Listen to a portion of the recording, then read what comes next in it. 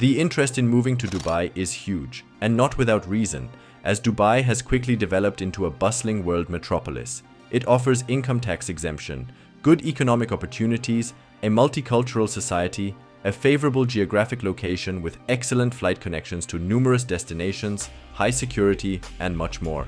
It is a city where one can earn a lot of money, have fun, and feel the sense of unlimited possibilities. I have already discussed the advantages in several videos, but as always there is another side of the coin. What downsides should you consider when moving to Dubai? Dubai is a city between the ocean and the desert, resulting in a sparse landscape. The biodiversity is low, and green spaces are rare due to the aridity. This is a significant drawback for nature lovers, as everything you see in Dubai is artificially built. Sure, the Hajar Mountains in the east of the country offer epic mountain landscapes and almost surreal oases, but even there, the flora and fauna are rather sparse. Dubai is known for its extremely high temperatures, with regular highs over 40 degrees Celsius. The summer months from May to September are particularly hot and dry. The humidity is relatively low, unlike other very warm destinations with high humidity, such as Southeast Asia. Thus, the heat in Dubai is less oppressive, though it is still intense. 40 degrees is still very hot. The winter months are much more pleasant, with maximum temperatures around 20 to 25 degrees. No wonder many expatriates spend the winter months in the desert emirate and return to their home countries in the summer. Dubai has only a handful of rainy days, about 5 rainy days each in January, February, and March, so you can literally expect a sunny life in Dubai. Due to Dubai's southern location near the equator, the UV exposure is very high all year round. In the summer, the UV index in Dubai ranges between 10 and 11, which is in the extreme category, as 11 is the maximum on the scale. Going outside without proper sun protection is therefore reckless for your health, as the risk of skin cancer significantly increases with such UV exposure, and your skin will age faster. Even in winter, the UV index is between 6 and 7, which is still a high risk. Therefore, make sure to use adequate sun protection and you will have nothing to worry about. In Dubai, money makes the world go round. According to Numbeo, the overall cost of living in Dubai is about 15% higher than in Berlin. However, you will have to shell out over 50% more for rent than in the German capital. Groceries seem to be slightly cheaper than in Berlin, while alcohol and daycare are significantly more expensive. On the other hand, much more of your salary will remain at the end of the month since income tax is an incredible 0%, the standard VAT rate is 5%, and corporate tax is 9%. You will definitely offset the higher cost of living with the tax savings. Strict rules regarding political freedom and freedom of expression apply in Dubai, which differ significantly from democratic norms. There are no political parties or elections. This is not necessarily a downside, as it comes with its own set of pros and cons. However, it is a fact to keep in mind if you plan to emigrate. In the United Arab Emirates, state censorship is extensive and includes not only media but also the internet. The Telecommunications Regulatory Authority blocks state-critical and Islam-critical websites. Gambling sites and pornography are also blocked, and dating websites have been banned in the past. There are also reports that Skype and WhatsApp calls have been blocked, but there are currently no restrictions. Certain top-level domains, such as Israels.il, were blocked until 2009. Using a VPN is technically illegal, but simple VPN use is not actively prosecuted. Therefore, you should be aware of potential internet censorship, although it will probably not affect you in most cases. Rumors that alcohol is unavailable, that public kissing is prohibited, or that you must always dress fully covered are not correct.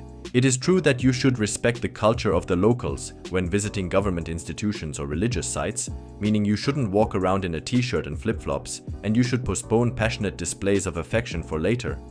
Common sense should not be too much to ask here. During Ramadan, these points should be observed more strictly. From the end of March to the end of April, you should respect the fasting people and avoid eating, chewing, drinking, and smoking in public. In public, women and men should cover their shoulders and legs at least to the knees. Non-compliance with Ramadan etiquette can result in a fine. But don't worry about going hungry. Many restaurants are open during the day. They just lower their blinds so diners can't be seen from outside. This is not a real downside, but something you should be aware of. However, if you are in a homosexual relationship, you might want to reconsider emigrating to Dubai. Dubai is a city characterized by high mobility. People come and go. Many live in the emirate only during the winter months. This constant rotation of residents can make it difficult to build long-term relationships. Many residents of Dubai also have a highly work-oriented mentality. The long working hours and the pursuit of professional success can lead to social interactions taking a back seat. Finding and maintaining friendships is thus somewhat more difficult. But of course, it also depends on your effort. If you approach people openly and actively maintain your social circle, you will have nothing to fear. Dealing with brokers and landlords can be challenging, and I have read many reports highlighting problems in this area. In Dubai, it is customary to pay rent for an entire year in advance. Some companies cover the costs for their employees and then deduct the amounts monthly from the salary, but this is not always the case. Before deciding on a place to live, you should ensure that everything is satisfactory and that you are happy. The real estate market in Dubai can be opaque for foreigners and people unfamiliar with local conditions. It doesn't hurt to discuss your plans or approach with some people and seek professional help if unsure. Dubai's population has skyrocketed in recent decades and continues to grow. Although there is a good public transport system with a brand new fully automated metro that transports over 200 million people annually, many still use cars to get around. Due to the high population growth, this leads to chaotic and hectic traffic conditions, especially during peak hours. It is also not uncommon to find multiple cars per household, further burdening the road system.